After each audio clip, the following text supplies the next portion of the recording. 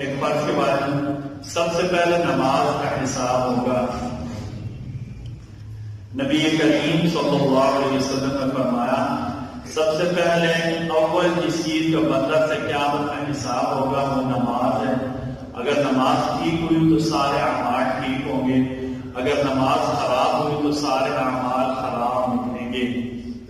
نماز کے اعمال میں سے سب سے پہلا عمل جس کے بارے میں اللہ تعالیٰ قیامت کے دن حساب لیں گے وہ نماز ہے۔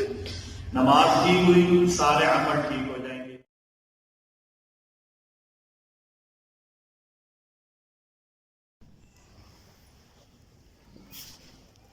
بسم اللہ الرحمن الرحیم۔ اسلامی تاریخ میں سے حضرت یونس علیہ السلام اللہ کے برگزیدہ نبی اور بنی اسرائیل کے انبیاء میں سے ہیں۔ آپ کی پیدائش عراق کے مشہور شہر نینوا میں ہوئی۔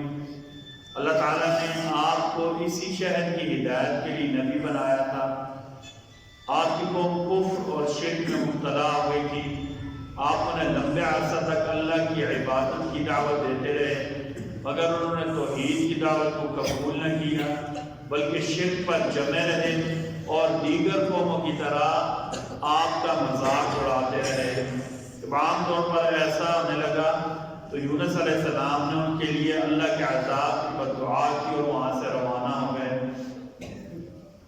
جب آپ بستی سے روانہ ہونے لگے تو قوم کو پتہ چلا کہ ہمارے اوپر عذاب آنے والا ہے۔ قوم کو یقین ہو گیا کہ یونس علیہ السلام اللہ کے سچے نبی ہیں، لہذا قوم کے سارے لوگ اور ان کے سردار باہر ایک میدان میں جمع ہوئے، خوب روئے، اپنے گناہوں کی معافی مانگی، شرک سے توبہ کی۔ اللہ نے ان کی توبہ قبول فرمائی اور انہیں عذاب سے بچا لیا۔ ایک فرض کے بارے میں سب سے پہلے نماز کا حساب ہوگا۔ نبی کریم صلی اللہ علیہ وسلم نے فرمایا سب سے پہلے اول جس چیز کا بندہ سے قیامت میں حساب ہوگا وہ نماز ہے۔ اگر نماز ٹھیک ہوئی تو سارے اعمال ٹھیک ہوں گے، اگر نماز خراب ہوئی تو سارے اعمال خراب نکلیں گے۔ نماز کے اعمال میں سے سب سے پہلا عمل جس کے بارے میں اللہ تعالیٰ قیامت کے دن حساب لیں گے وہ نماز ہے۔ نماز ٹھیک ہوئی سارے عمل ٹھیک ہو جائیں گے۔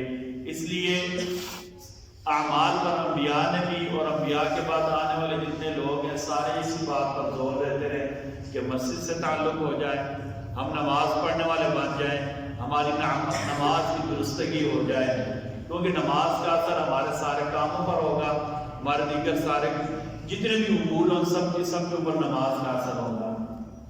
ایک سنت کے بارے میں گناہوں سے توبہ کرنے کی دعا۔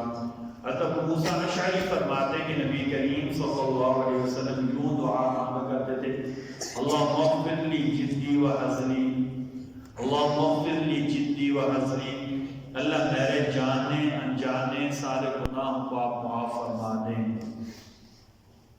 ایک فضیلت پر عمل مسجد سے کوڑا کرکٹ دور کرنا۔ نبی کریم صلی اللہ علیہ وسلم نے فرمایا مسجد سے کوڑا کرکٹ صاف کرنا بڑی آنکھوں والی حوروں کا مہر ہے، اس کے بدلے اللہ تعالیٰ جنت کی نعمتیں اور حوروں والی نعمتیں اللہ تعالیٰ عطا فرمائی ہے۔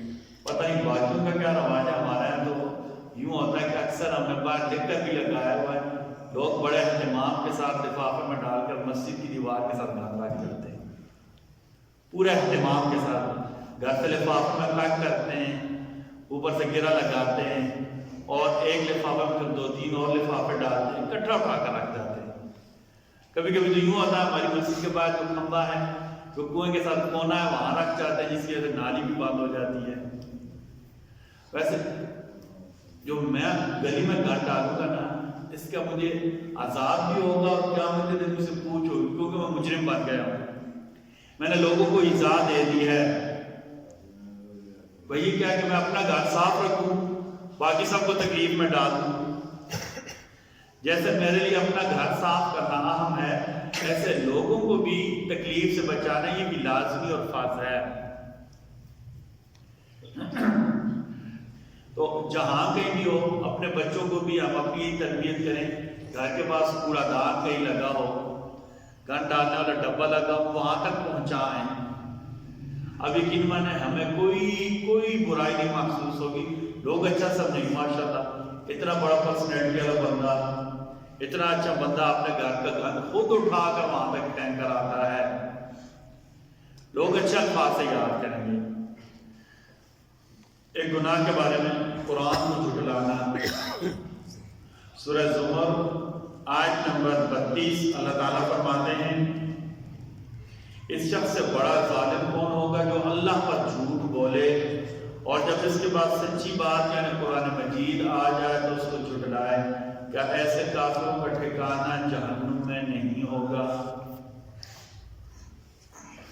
طب نبوی سے علاج، صحت کے لیے احتیاطی تدابیر۔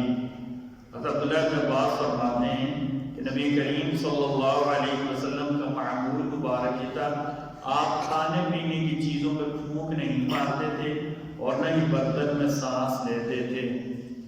جو طبان میں لکھا ہے کہ جب ہمارے جسم کے اندر سے ہوا جو سانس کے ذریعے باہر نکلتی ہے اس میں کئی مرتبہ مرض کے جراثیم ہوتے ہیں، ٹھیک ہے جی، جب انسان برتن میں سانس لے گا یا پھونک مارے گا جراثیم اس میں پھیل کر صحت کی تباہی کا باعث بن جائیں گے۔ اس لیے آپ صلی اللہ علیہ وسلم کا معمول مبارک یہ تھا، آپ صلی اللہ علیہ وسلم پینے اور کھانے کی چیزوں کو پھونک نہیں مارتے تھے۔ نبی کریم صلی اللہ علیہ وسلم کی نصیحت، نبی کریم صلی اللہ علیہ وسلم نے فرمایا جب تم میں سے کسی کو چھینک آئے تو الحمدللہ کہیں، جب تم میں سے کسی کو چھینک آئے تو الحمدللہ کہیں۔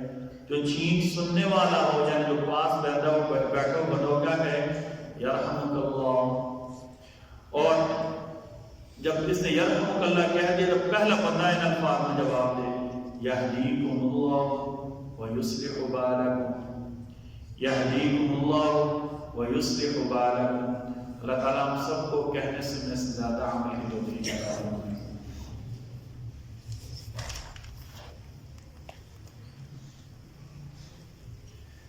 بسم اللہ الرحمن الرحیم، بسم اللہ والصلاة والسلام علی رسول اللہ، بسم اللہ وعلی ملت رسول اللہ۔ اے ہمارا رب، ہمارا کلام سنا آپ اپنے قبول فرما لیں، غلطی سے دین اور آخرت میں ہماری کامیابی کا ذریعہ بنا دیں اور اس کے ذریعے ہماری اصلاح فرما دیں، ہماری نسلوں کی اصلاح فرما دیں برحمتک یا